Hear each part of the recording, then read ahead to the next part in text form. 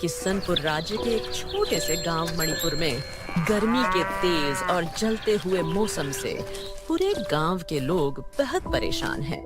लखन अपनी पत्नी ममता और 2 छोटे बच्चों के साथ एक छोटी सी झोपड़ी में रहता था। गरीबी ने उनकी जिंदगी को इस कदर रखा था कि उन्हें रोज के खाने पीने के लिए संघर्ष करना पड़ता था। सूरज की कड़ी धूप झोपड़ी में आ रही तपिश और गर्मी ने उनकी हालत को और भी बुरा बना दिया था। अजी, क्या आपको नहीं लगता कि इस गर्मी में जब हम इतना कष्ट सहते हैं तो इस गर्मी से हमें भी कुछ राहत मिलनी चाहिए? और बच्चों के लिए तो कुछ ठंडा करने का भी कोई इंतजाम नहीं है। घर में ठंडी और छाव का तो कोई नामो निशान नहीं है। इस गर्मी से हमारा हाल तो ऐसा हो गया है कि अब तो रात को भी नींद में घबराहट होती है। ऐसा लगता है जैसे हमारा पूरा शरीर जल रहा हो। हाँ, मुझे भी यही लगता है, लेकिन ये सब हमारी किस्मत है। मेहनत करने के बावजूद कभी कोई मदद नहीं मिलती। ये गर्मी तो जैसे हमें और भी तोड़ देती है, लेकिन फिर भी हम हार नहीं मान सकते। हमें अपने बच्चों के लिए जीना है। ममता, कुछ तो रास्ता मिलेगा, बस उम्मीद नहीं छोड़नी चाहिए। अजी, क्या करें? इस गर्मी से जूझे हुए जीना बहुत मुश्किल हो गया है। मैं तो बस यही सोचती हूँ कि किसी तरह इन हालातों से बाहर निकल सके। बच्चे तो छोटे हैं, उन्हें देखकर मन बहुत दुखता है। तुम्हारी बात सही है ममता, लेकिन हमें कोशिश तो करनी होगी। कुछ ना कुछ करना होगा। मैं तुम्हारे और बच्चों के लिए हर मुश्किल से लड़ने को तैयार हूँ। हमें कभी हार नहीं माननी चाहिए। छोटे छोटे बच्चे गर्मी के कारण बेहद परेशान थे और ममता हर पल घर के कामों में व्यस्त होकर इस उम्मीद में जी रही थी कि किसी तरह उनका जीवन थोड़ा बेहतर हो सके। एक दिन ममता रसोई में खाना बना रही होती है। तभी उसके दोनों बच्चे उसके पास आकर कहते हैं, माँ, हमें कुछ ठंडी चीज दो ना। बहुत गर्मी हो रही है, पंखा भी नहीं चलता है और हवा भी नहीं आता है। थोड़ा सा पानी या कुछ ठंडा दे दो, हमें बहुत प्यास लग रही है। हाँ माँ, मुझे भी गर्मी बहुत लग रही है। क्या हमें कभी ठंडा पानी पीने को नहीं मिलेगा? देखो ना माँ, कितनी गर्मी है। क्या हमें कभी आराम से रात को सोने को नहीं मिलेगा? इस गर्मी में तो कुछ भी नहीं किया जा सकता माँ। ममता के चेहरे पर चिंता और दुख साफ नजर आता है और उसके आंसू बहने लगते हैं। माँ, तुम क्यों रो रही हो? क्या हमारी बात का बुरा लग रहा है? हमें तो बस थोड़ी सी ठंडी हवा चाहिए, बस इस गर्मी से थोड़ी सी राहत चाहिए। माँ, तुम तो हमेशा हमारे लिए बहुत कुछ करती हो। हमें पता है कि तुम हमारे लिए सब कुछ करना चाहती हो। माँ, आप बस थोड़ा सा पानी और एक ठंडी हवा की थपकी दे दो ताकि हमें भी राहत मिले। बच्चों, मुझे बहुत दुख है कि मैं तुम्हारी मदद नहीं कर पा रही हूँ। इस समय मेरे पास तुम्हारे लिए कुछ भी ठंडा देने का सामर्थ्य नहीं है। घर में कोई ठंडी चीज नहीं है और तुम्हारे लिए कुछ करने का दिल बहुत तड़पता है।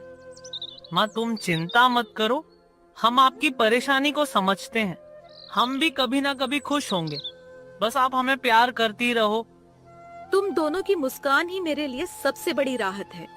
बच्चों, तुम लोग हंसते हो तो लगता है जैसे मेरी सारी तकलीफें कम हो जाती हैं। लेकिन सच तो यह है कि हम जो चाहते हैं वह हमें मिल नहीं पाता। फिर भी तुम दोनों को खुश देखना ही मेरी जिंदगी का सबसे बड़ा सुख है। दूसरे कमरे में बैठे हुए लखन ने यह सुना और उसका दिल बैठ गया। उसकी आंखें नम हो गईं। महंगाई इतनी बढ़ गई थी कि बर्फ खरीदने के लिए भी पैसे नहीं थे। कैसा बाप हूँ मैं, अपने ही बच्चों की छोटी सी ख्वाहिश पूरी नहीं कर सकता। 2 घूंट ठंडा पानी भी नहीं दे सकता। क्या इन्हीं हाथों से मैं अपने परिवार का सहारा बनने चला था? इतनी मेहनत करता हूँ, फिर भी घर में कभी जरूरतें पूरी नहीं होती। ये गर्मी तो जैसे मेरे हालात का भी मजाक उड़ा रही है। हे भगवान, क्या गरीब का नसीब कभी बदलता है क्या? मेरे बच्चों को भी मेरी तरह यही गरीबी और बेबसी झेलनी पड़ेगी क्या? मेरी मेहनत कभी हमारे घर में ठंडक ला पाएगी? लखन अपनी बेबसी में डूबा सोच ही रहा था कि अचानक उसकी झोपड़ी की सूखी घास से बनी छत आग की लपटों में घिर गई। तपती गर्मी ने जैसे उसके आखिरी आसरे को भी जलाने की साजिश कर दी हो। ममता और लखन अपने दोनों बच्चों को लेकर घर के बाहर आ जाते हैं। कुछ ही देर में उनका घर जलकर राख हो जाता है।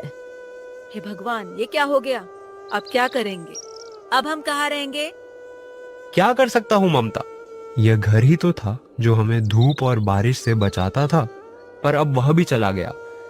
लेकिन हमारे बच्चे कहाँ रहेंगे अब? घर जल सकता है, लेकिन मेरा हौसला नहीं।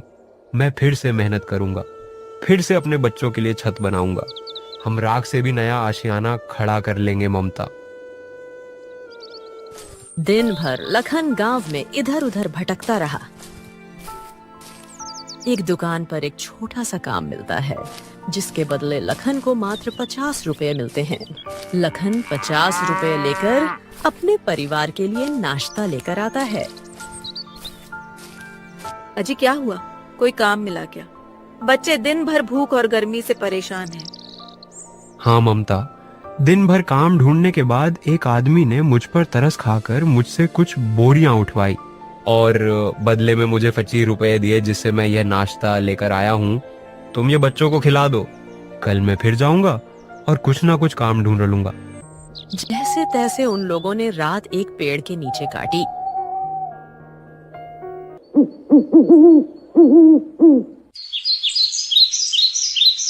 सुबह होते ही लखन जंगल की तरफ जाता है और बहुत सारे सूखी घास ले आता है। और शाम होने तक लखन उनके लिए एक छोटा सा घर तैयार कर लेता है। ममता, शाम हो गई है, तुम बच्चों का ध्यान रखना। आज हम सबने सुबह से कुछ भी नहीं खाया है। मैं जाकर कुछ खाने का इंतजाम करता हूँ। मैं नहीं चाहता कि मेरा परिवार भूखा सोए। ठीक है, मगर जल्दी ही आ जाइएगा, कुछ ही देर में अंधेरा हो जाएगा। तुम चिंता मत करो, मैं जल्दी ही आ जाऊंगा। ऐसा कहकर लखन घर से काम की तलाश में निकल जाता है।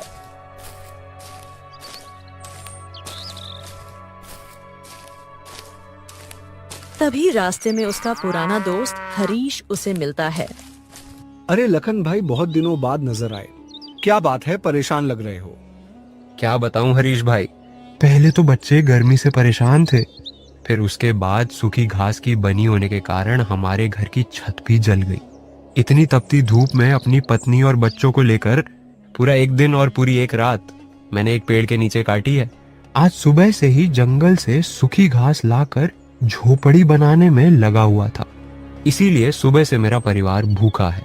अभी मैं काम ढूंढने निकला हूँ ताकि अपने परिवार का पेट भर सकूं। अरे भाई, अगर तुम्हारे घर की हालत इतनी खराब है तो मैं तुम्हें एक जगह काम दिला सकता हूँ। हाँ हाँ भाई, क्यों नहीं। अपने परिवार के लिए मैं कुछ भी काम करने को तैयार हूँ। फिर हरीश लखन को एक सेठ के पास लेकर जाता है।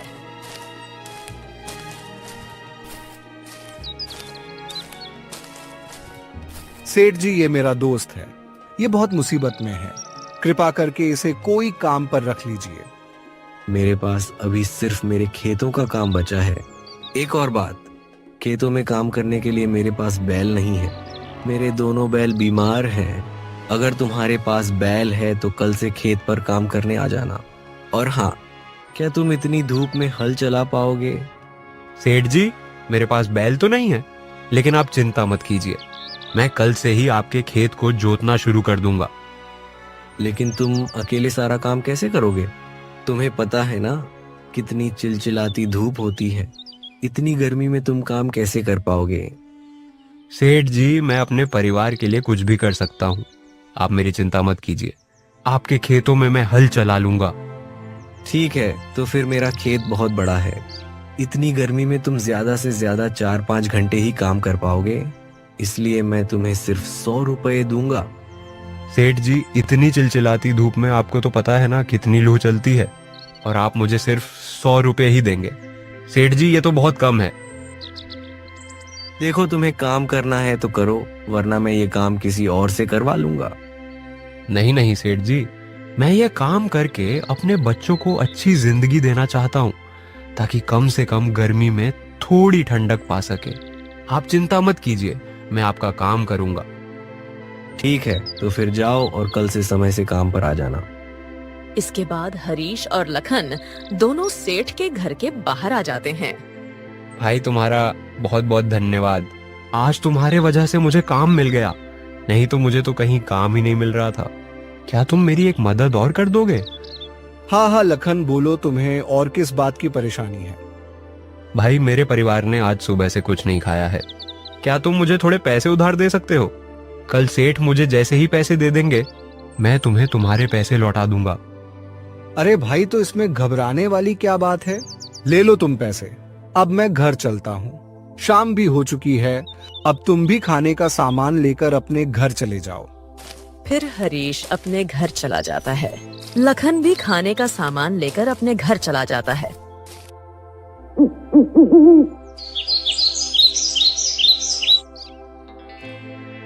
अगले दिन सुबह होते ही लखन सेठ के घर की ओर निकल जाता है। खेतों पर पहुंचकर लखन अपना काम शुरू कर देता है। चिलचिलाती धूप में लखन पूरी मेहनत से अपना काम कर रहा था। लखन अपनी पूरी मेहनत सिर्फ अपने परिवार के लिए कर रहा था। गर्मी की वजह से उसकी हालत बहुत खराब हो चुकी थी, लेकिन फिर भी बिना रुके वह अपना काम किए जा रहा था। इसी तरह शाम हो जाती है और सेठ वहां आता है। अरे वाह लखन, तुमने तो बहुत अच्छा काम किया है। या लो, आज के तुम्हारे 400 और कल समय से काम पर आ जाना। लखन खाने का सामान खरीदता है और घर चला जाता है। यज्ञा जी, आप तो पूरे पसीने से लटपट हुए हैं। हाँ ममता, काम ही कुछ ऐसा मिला है। सेठ जी का खेत जोतने का काम मिला है, जिसके बदले में सेठ जी 400 दे रहे थे। तुम देखना, कुछ दिनों में सब सही हो जाएगा। आप हम लोगों के लिए खुद को इतनी तपती धूप में झोंक रहे हो। आप कैसे झेलेंगे ये सब? तुम मेरी चिंता मत करो ममता, तुम देखना मैं सब ठीक कर दूंगा और हमारे बच्चों को यूं गर्मी में जलना भी नहीं पड़ेगा। कुछ दिन यूं ही बीत जाते हैं। अब लखन के परिवार की स्थिति भी ठीक होने लगी थी। वह रोज तपती धूप में सेठ के खेतों में अपनी पीठ पर हल्का बोझ लिए हुए काम करता था। एक दिन लखन अपने घर आया तो ममता को उदास बैठे देखकर उसने पूछा, क्या हुआ ममता, तुम ऐसे उदास क्यों बैठी हो? आदित्य की तबीयत बहुत खराब है। गर्मी की वजह से छोटू को लू लग गई। हम क्या करेंगे? हमारे पास तो इतने पैसे भी नहीं है कि छोटू को अस्पताल ले जा सके। तुम चिंता मत करो ममता, मैं देखता हूँ क्या कर सकूं। सबसे पहले लखन हरीश के घर का दरवाजा खटखटाता है। क्या हुआ लखन, तुम यहाँ कैसे? हरीश भाई, आदित्य की हालत बहुत खराब है। गर्मी की वजह से उसे लू लग गई है भाई। मुझे कुछ पैसों की जरूरत है, कृपया मेरी थोड़ी मदद कर दो। मैं तुम्हारा एहसान जिंदगी भर नहीं भूलूंगा। लखन भाई, जितना हो सकता था मैंने तुम्हारी मदद की, लेकिन मेरा भी खुद का एक परिवार है और उसके भी कुछ खर्चे हैं। मैं भी तो तुम्हारी तरह एक गरीब आदमी हूँ। माफ कर दो भाई, मैं तुम्हारी मदद नहीं कर सकता। हरीश भाई, मुझे अब भी पैसों की बहुत जरूरत है। अगर मेरे बेटे को समय पर इलाज ना मिला तो उसकी जान को खतरा हो सकता है। भाई, क्या तुम मेरी कोई मदद नहीं कर सकते? लखन, मेरी बात समझने की कोशिश करो। मेरे हाथ अभी भी तंग है। मैं तुम्हारी कोई मदद नहीं कर सकता। इतना कहकर हरीश घर के अंदर चला जाता है। तभी हरीश की पत्नी उसे कहती है, क्या हुआ जी? कौन था दरवाजे पर जो इतना जोर जोर से दरवाजा पीट रहा था? अरे वह मेरा दोस्त लखन था। उसके बेटे को लू लग गई है और वह बहुत बीमार है, इसीलिए मुझसे पैसे मांगने आया था। मैंने उसे साफ मना कर दिया पैसे देने से। वह तो आपका बहुत अच्छा दोस्त था, फिर आपने उसकी मदद क्यों नहीं की? अरे मधु, दोस्ती मैं तभी तक किसी से रखता हूँ जब तक मुझे उससे फायदा हो। चलो मान लिया, मैंने उसे उधार दे भी दिया, तो वह मेरे पैसे लौटाएगा कैसे? उसका तो खुद का परिवार संभलता नहीं। अभी कुछ दिन पहले ही मुझसे पैसे लिए थे, वह अभी तक नहीं लौट आया। मुझे मैं कोई दानवीर नहीं हूं जो अपने पैसे दान करता चलूं। इधर लखन बहुत बेबस और परेशान था। उसने अपने सभी रिश्तेदारों और जानने वालों से पैसे मांगे, लेकिन सभी ने कुछ न कुछ बहाना बना दिया। छोटू की तबीयत भी और खराब होती जा रही थी। हार मानकर लखन गांव के मुखिया के घर मदद मांगने जाता है। मुखिया जी, मेरा बेटा बहुत बीमार है। उसे लू लग गई है और उसका इलाज जरूरी है, लेकिन मेरे पास पैसे नहीं हैं जिससे मैं अपने बेटे का इलाज करा सकूं। मैंने अपने सभी रिश्तेदारों और जानने वालों से पैसे मांगे, लेकिन सभी ने कुछ ना कुछ बहाना बना दिया। अब एक आप ही से उम्मीद है। लखन, मुझे तुम्हारी बात सुनकर बहुत बुरा लगा। रिश्तेदार और दोस्त तभी तक साथ देते हैं जब तक इंसान के पास पैसा हो। लेकिन लखन, तुम तो जानते ही हो, गांव के जो भी छोटे मोटे काम चल रहे हैं वह मैं अपने पैसे से करा रहा हूं। अभी खुद मेरे ऊपर दुनिया भर का कर्ज हो रहा है। मैं तुम्हारी कोई मदद नहीं कर सकता। लखन, अभी मेरे हाथ भी तंग है। तुम किसी और से मदद क्यों नहीं मांगते? मुझे उम्मीद है कोई और तुम्हारी मदद जरूर करेगा। कोई बात नहीं मुखिया जी, जब अपनों ने साथ नहीं दिया तो दूसरों से क्या उम्मीद रखा जा सकता है भला। अब तो वही होगा जो ईश्वर की मर्जी। इतना कहकर लखन मुखिया के घर से निकल जाता है। आज सबने साबित कर दिया कि कोई किसी का अपना नहीं होगा। बुरे वक्त में कोई साथ नहीं देता। लखन बीच रास्ते में ही चिंता के कारण बेहोश हो जाता है। तभी रास्ते से गुजर रही एक औरत की नजर लखन पर जाती है। अरे यह कौन है और यह रास्ते पर ऐसे बेहोश क्यों पड़ा है? मैं इसे ऐसे हालत में छोड़कर आगे नहीं बढ़ सकती। औरत लखन को अपने घर ले जाती है और उसकी खूब सेवा करती है। थोड़ी देर बाद लखन को होश आ जाता है। ये मैं कहाँ हूँ? मैं तो अपने घर जा रहा था। छोटू की तबीयत खराब है, मुझे जल्दी से घर जाना होगा। तुम रास्ते में बेहोश पड़े थे, इसलिए मैं तुम्हें अपने घर ले आई। तुम ऐसी हालत में अपने घर कैसे जाओगे? अभी तुम्हें आराम की जरूरत है। तुम बाद में अपने घर चले जाना। आप कौन हैं और आपने मेरी मदद क्यों की? आप तो मुझे जानते भी नहीं हैं। फिर भी आप मुझे अपने घर ले आए और मेरी इतनी सेवा की। भगवान ने हमें एक दूसरे की मदद करने के लिए ही बनाया है। जब कोई परेशान हो तो हमारा फर्ज बनता है कि हम सामने वाले की मदद करें। हो सकता है, लेकिन मुझे तो लगता है कि लोगों को कोई फर्क नहीं पड़ता कि कोई मारे या जिए। लोग सिर्फ अपने लिए जीते हैं। हो सकता है तुमने अब तक सिर्फ लोगों के बुरे चेहरे ही देखे हो, लेकिन मैं मानती हूँ कि अच्छाई अभी भी बाकी है। हाँ, कुछ लोग ऐसे भी होते हैं, लेकिन सभी नहीं। वैसे तुम बेहोश कैसे हो गए? तुम्हें देखकर लगता है कि तुम बहुत परेशानी में हो। मेरे बेटे को लू लग गई है, लेकिन मेरे पास इतने पैसे नहीं है कि मैं उसका इलाज करा सकूं। मैंने सभी से मांगे, लेकिन किसी ने भी मेरी मदद नहीं की। आखिरी उम्मीद लेकर मैं गांव के मुखिया के पास गया था, लेकिन उन्होंने भी मेरी मदद करने से इनकार कर दिया। मैं इसी सोच में डूबा हुआ था। तभी मुझे चक्कर आया और मैं वहीं गिर गया।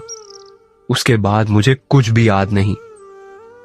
जब आंख खुली तो आप सामने थे। तुम तो बहुत बड़ी मुसीबत में हो।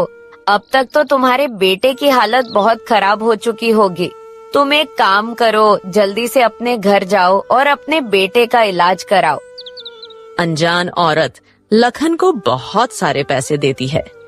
इससे तुम अपने बेटे का इलाज करा लेना और जो पैसे बच जाए उनसे अपना कोई व्यापार शुरू कर लेना। आप किसी भगवान से कम नहीं है। मैंने भगवान का नाम तो सुना था, आज देख भी लिया आपका। बहुत बहुत धन्यवाद। आपका यह एहसान मैं जिंदगी भर नहीं भूलूंगा। अरे नहीं भैया, ये बड़ी बात नहीं है। अब आप जल्दी से जाओ और अपने बेटे का इलाज कराओ। लखन जल्दी से अपने घर जाता है और अपने बेटे का इलाज कराता है।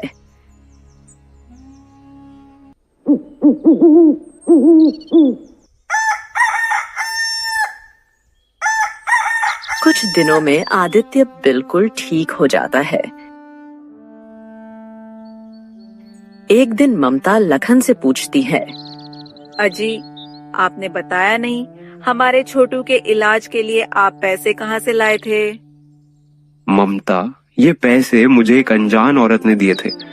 वह एक बहुत अच्छी औरत थी। उसने मुझे पैसे दिए थे और कहा था कि छोटू का इलाज इन पैसों से करा लूं और बचे हुए पैसे से कोई व्यापार शुरू कर लूं। सच में वह औरत किसी भगवान से कम नहीं थी।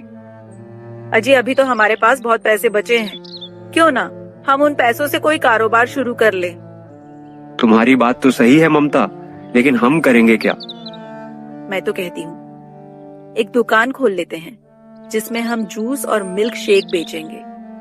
गर्मी के दिनों में लोग ठंडी जूस का मजा ज्यादा लेंगे और मैं तो स्वादिष्ट जूस बना लेती हूँ। हमें एक बार कोशिश जरूर करनी चाहिए। तुम ठीक कह रही हो ममता। गर्मी में हर कोई ठंडा ठंडा शरबत पीना चाहता है। मैं अभी बाजार से सामान ले आता हूँ। हम कल से ही अपना काम शुरू कर देंगे। लखन बाजार जाकर जूस का सारा सामान घर ले आता है।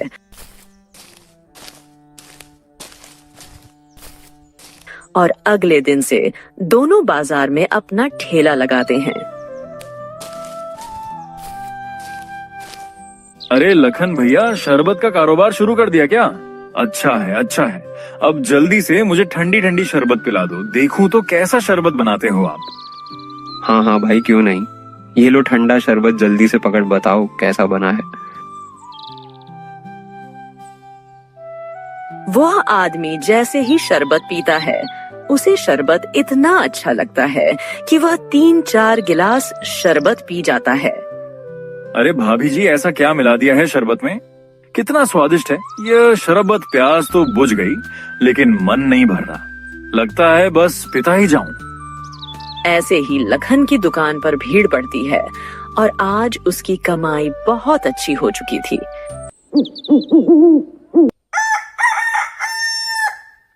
लखन रोज ऐसे ही अपना ठेला बाजार में लगाता और उसका सारा शरबत बिक जाता। धीरे धीरे लखन की शरबत की मांग और भी बढ़ गई। अब लखन की स्थिति में काफी सुधार हो चुका था। तो दोस्तों, कहानी अच्छी लगी हो तो वीडियो को लाइक और चैनल को सब्सक्राइब करके एक प्यारा सा कमेंट जरूर करें। Thanks for watching.